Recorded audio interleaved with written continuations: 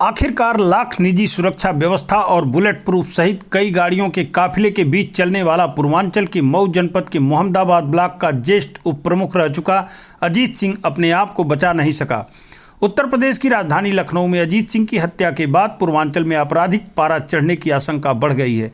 अभी तक जो मामले सामने आए हैं उसमें अजीत सिंह की मौत का मुख्य कारण पूर्व विधायक स्वर्गीय सर्वेश सिंह सीपू सिंह की हत्या में उनका गवाह होना था। इस बीच पूर्व विधायक स्वर्गीय सीपू सिंह की पत्नी ने इन चर्चाओं को एक सिरे से खारिज कर दिया कि अजीत सिंह का मुख्तार गैंग से कोई संबंध नहीं था। बहरहाल पुलिस अब इस पूरे मामले में दर्ज प्राथमिकी के मुताबिक गिरधारी विश्वकर्मा उर्फ डॉक्टर की तलाश में जुट गई है और अन्य आरोपी ध्रुव कुमार सिंह उर्फ कुंटू सिंह व अखंड सिंह से भी पूछताछ करने के लिए लगा दी गई है।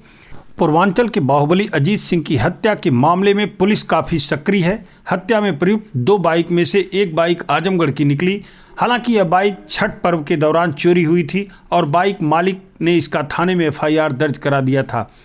लखनऊ से आई सूचना के बाद जहानागंज और चिड़ियाकोट थाने की पुलिस बाइक मालिक के घर पर धमक पड़ी, उसे कागजात और FIR कॉपी के साथ जहानागंज थाने पर ले आई और पूछताछ कर रही है।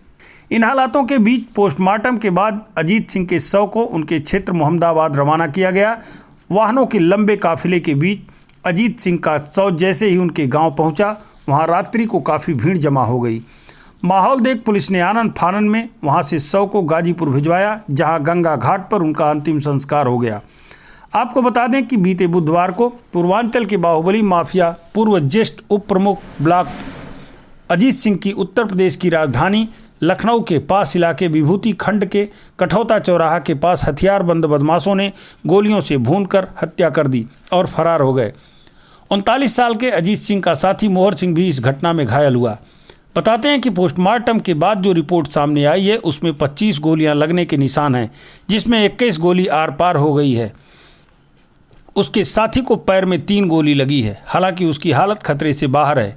पुलिस ने इसे गैंगवार बताया है।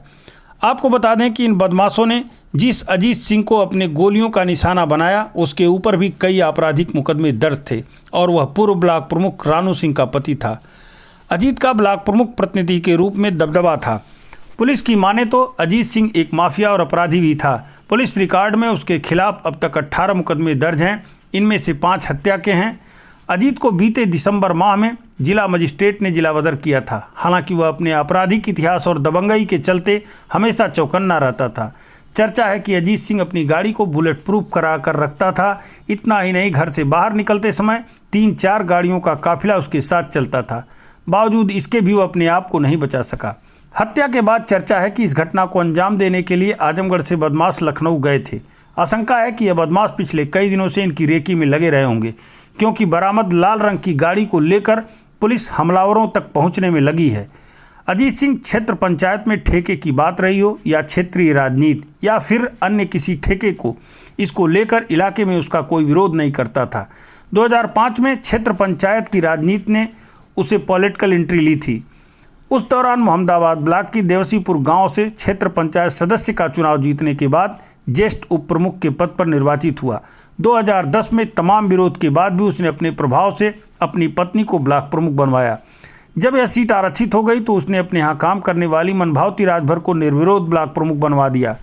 इलाके में इतना खौफ था कि राजनीति में उसका कोई विरोध नहीं करता था और 2005 के बाद से वह लगातार क्षेत्र पंचायत प्रमुख प्रतिनिधि के रूप में अपरोक्ष रूप से कार्यभार संभाले था। अजीत के ऊपर पहला आपराधिक मुकदमा 2003 में दर्ज हुआ था। बहरहाल जिस तरह से अजीत सिंह का अंत हुआ उससे पूर्वांचल में एक बार फिर गैंगवार की संभावना बढ़ गई है।